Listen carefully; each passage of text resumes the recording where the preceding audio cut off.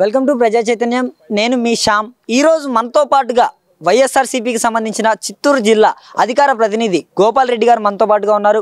మరి ఇప్పుడు ఏదైతే మనం ప్రస్తుత రాజకీయాలు చూస్తున్నామో, ఎమ్మెల్యే క్యాండిడేట్లని, సిట్టింగ్ ఎమ్మెల్యేలని సైతం మార్చి కొత్త అభ్యర్థులకు ఇస్తున్నారో, మరి అలా ఇస్తే వైఎస్ఆర్ కాంగ్రెస్ పార్టీకి ఇబ్బంది రాదంటారా? అదే ఆ సార్ మాటల్లో తెలుసుకునే ప్రయత్నం అయితే చేద్దాం. సార్ ఏం చెప్తారు? నమస్తే సార్. నమస్తే అండి సార్, మరి ఇప్పుడు మీకు తిరుపతిలో చూసుకుంటే అభినవ్ రెడ్డి గారిని మీకు కొత్తగా ఎమ్మెల్యే క్యాండిడేట్గా నియమించారు. మరి అనుభవం లేకుండా ఎలా సాధ్యమవుతుందంటారు రాజకీయం? ఇప్పుడు ఆ అనుభవమే గీటర్ అయితే కాదండి. ప్రజల్లో అతను ఎన్నేళ్ళ నుంచి ఉన్నాడు, అనుభవం ఏముండదు. అనుభవం అంటే ప్రజల మధ్య ఉండడము. ఆ ప్రజల మధ్య ఆయన ఆల్రెడీ 5 years నుంచి ఉన్నాడు. డిప్యూటీ మేయర్ గారు 2.5 సంవత్సరం నుంచి తిరుపతికి సేవలు అందిస్తున్నాడు. అంతకుముందు కూడా రాజకీయ నేపథ్యంలో అటు కుటుంబము, వాళ్ళ కరుణాకర్ రెడ్డి గారు, రాజశేఖర రెడ్డి గారి నుంచి ఎప్పటి నుంచో ఉన్నారు. రాజకీయాల దగ్గర నుంచి చూసిన వ్యక్తి అభినయ్ రెడ్డి గారు. ఆయన కరుణాకర్ రెడ్డి గారు దాదాపు 2 సార్లు 3 సార్లు ఎమ్మెల్యే గెలిచిన తర్వాత, టీటీడీ బోర్డు చైర్మన్ 2 సార్లు ఉండిన తర్వాత, ఒకసారి తొడా చైర్మన్ ఉన్న తర్వాత, ఆయన రాజశేఖర రెడ్డి పాలసీలోనే 60 ఏళ్ళకి రిటైర్గా అవుదామన్న తరుణంలో, అదే టైంలో కరెక్ట్ టయానికి తనుడైన వ్యక్తి, గొప్పగా అంటే ప్రజల్లో ఉండాలా, ప్రజలకు సేవ చేయాలా, రాజకీయాల పట్ల పూర్తిగా అవగాహన వ్యక్తి, రాజకీయాల్లో ఇంట్రెస్ట్ కూడా ఉంది, ఉత్సుకత కూడా ఉంది. రాజకీయాల్లో కొంతమంది సంపాదించేదానికి వస్తారు, కొంతమంది పోగొట్టుకునేదానికి వస్తారు, కొంతమంది సేవ చేసేదానికి వస్తారు.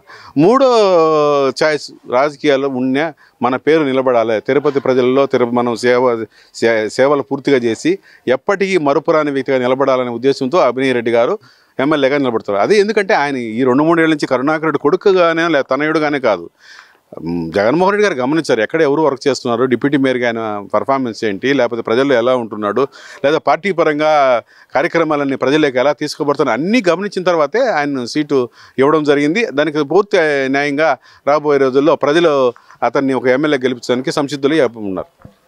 తిరుపతి ప్రజలు అభినయ్ రెడ్డి గారిని ఎమ్మెల్యేగా ఆదరిస్తారని మీరు నమ్ముతున్నారా? తప్పనిసరిగా అండి. ఎందుకంటే ప్రజలు మంచి పనులు చేస్తూ ఉంటే ఏ ప్రజలు కూడా నాకు ఇది చెయ్యొద్దు, లేకపోతే ఎక్కడో కూర్చున్న వ్యక్తిని, లేకపోతే ఎమ్మెల్యే అయిపోయిన తర్వాత ఎక్కడో దాంకున్న వ్యక్తిని, ఎమ్మెల్యే అయితే పూర్తిగా ప్రజలు దూరంగా ఉండే వ్యక్తి ఎప్పుడు కోరుకోరు. ఇప్పుడు మన నీకేం కావాలా, ఎమ్మెల్యే గారి ఇంటికి పోతే నాకు ఇది పని ఉండదంటే, రండి కూర్చోండి మీకు ఈ పని చేస్తామని చెప్పి ఒక భరోసా ప్రజలందరికీ భరోసా ఈ 3 ఏళ్ళలో కల్పించిన వ్యక్తి అభినయ్ రెడ్డి గారు.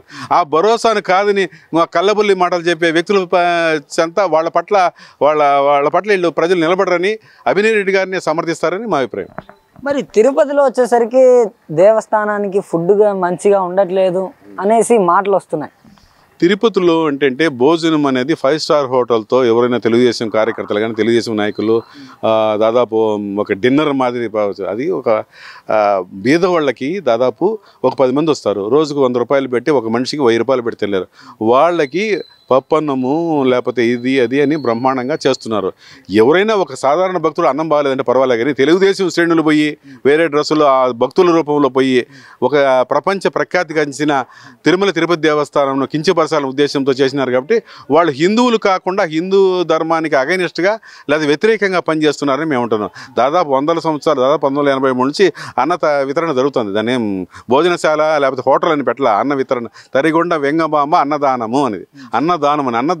ఏదో మనం సంవత్సరానికి 1 రోజు 2 రోజులు వచ్చినప్పుడు పూర్తిగా బాగా లేకుండా మేము కూడా ఎప్పుడు తిరుమలకు పోయినా భోజనం చేస్తాం, సంతృప్తికరంగా మా భార్య బిడ్డలతో బయటకు వస్తాం. లేదు మాకు 3 తాలింపులు పెట్టలేదు, ఇదే లేదు.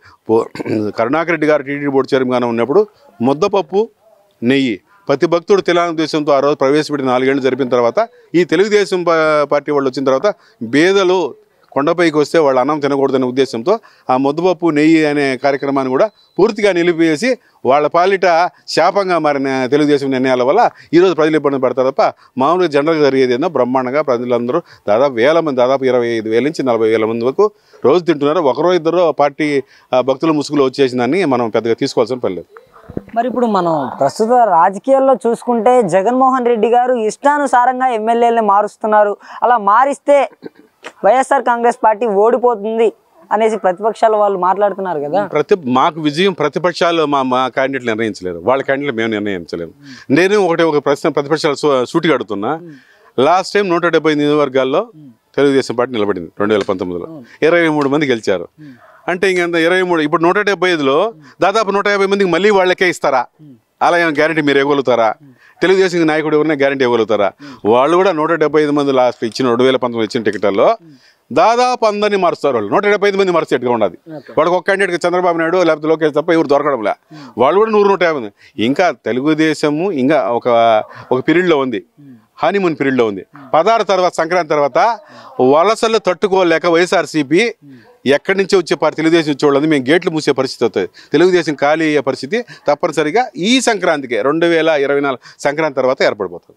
మరి ఈ ఏదైతే ఎన్నికల సమయం దగ్గర పడుతున్న తరుణంలో జగన్మోహన్ రెడ్డి గారు భయపడుతున్నారు అనేసి బయటికి రూమర్స్ స్ప్రెడ్ అవుతుంది. మామూలు చెప్తాను, జగన్మోహన్ రెడ్డి భయపడేవాడంటే స్వతంత్రం పుట్టినప్పటి నుంచి వైఎస్ఆర్ కాంగ్రెస్ పార్టీని వచ్చిన తర్వాత దాదాపు 32 ఏళ్ళ వయసులోనే లేదా 28 ఏళ్ళ వయసులోనే జాతీయ పార్టీనైనా కాంగ్రెస్ని బలంగా ఎన్టీఆర్ స్థాపించిన తెలుగుదేశం పార్టీ ఇద్దరిని ఓడించేసి ఒక మూల నిలబెట్టేసి అధికారంలోకి వచ్చిన జగన్మోహన్ రెడ్డికి భయం ఒంట్లో లేదు. మామూలు గుండె కొంతమందికి ఇక్కడే ఉంటుంది, ఒళ్ళంతా ధైర్యమైన గుండె కలిగేవాడు జగన్మోహన్ రెడ్డి. మరి అభినయ్ రెడ్డి గారిని ఈసారి ప్రజలు ఆదరించి ఎమ్మెల్యేగా కూర్చోబెడతారా ఎమ్మెల్యే సీట్లో? తప్పనిసరి, ఎందుకంటే అది ప్రజలకి సౌకర్యంగా ఉంటుంది. ఆయన చేసిన కార్యక్రమాలు అంత అద్భుతంగా ఉన్నాయి కాబట్టి అభినయ్ రెడ్డి కాకుండా రెండో ఛాయిసే లేదు ప్రజలకి. తప్పనిసరి ఎవరో కులాన్మాదంతోనో మతాన్మాదంతోనో ఒకరో ఇద్దరు ఇచ్చాము, కానీ మామూలుగా ఆలోచన చేసి బీద ప్రజలు కానీ లేకపోతే ఒక ఖరాబ్ విఘ్నతతో ఆలోచన చేసేవాడు ప్రతి ఒక్కరు అభినయ్ రెడ్డి యొక్క అభ్యర్థిని ఆమోదం పొందుతారు. వాళ్ళకే ఓట్లేసి అభినయ్ రెడ్డిని దిగ్విజయ మెజార్టీతో గెలిపిస్తారు. మరి తెలుగుదేశం టీడీపీ పొత్తు ఏదైతే పయనిస్తుందో ఆ పొత్తు వల్ల వైఎస్ఆర్ కాంగ్రెస్ పార్టీకి 2024లో ఇబ్బంది రాదంటారు? పొత్తు వల్ల మాకు పెద్ద లాభాలు ఉన్నాయి యాక్చువల్గా ఎత్తుకుంటే. ఎందుకంటే ఇక్కడ జనసేన ఒక 20 సీట్లు నిలబడుతుంది, తెలుగుదేశం శ్రేణులు సహకరించవు. మాకు వచ్చిన ఇబ్బంది మాలో ఎవరిని ఒకరికి ఈకునంటే ఒకడే అలుగుతాడు. అక్కడటగా తెలుగుదేశం సీటు పూర్తిగా పోసి దానికి వాళ్ళకి వెళ్ళిపోయింది అనుకోండి, జనసేనకు మొత్తం అలుగుతారు ఆ పార్టీనే. కాబట్టి వాళ్ళు పనిచేయరు, వాళ్ళకి పనిచేయరు, వీళ్ళకి పనిచేయరు. ఇంకా దాదాపు అందరూ జుట్లు పట్టుకునే స్థాయికి ఈ 10 రోజుల్లో వస్తుంది. వాళ్ళు జుట్లు పట్టుకుని ఎవరి జుట్టు ఎవరి చేతుల్లోకి వస్తుంది మేము చెప్పలేము. కాబట్టి వాళ్ళ పొత్తుల వల్ల ఇవాళకి ఎప్పుడు కానీ చంద్రబాబు నాయుడు ఆయన జీవితంలో పొత్తులు లేకుండా ఎప్పుడు ఎన్నికలకు పోలా, ఇప్పుడు పోయినా లాభం లేదు.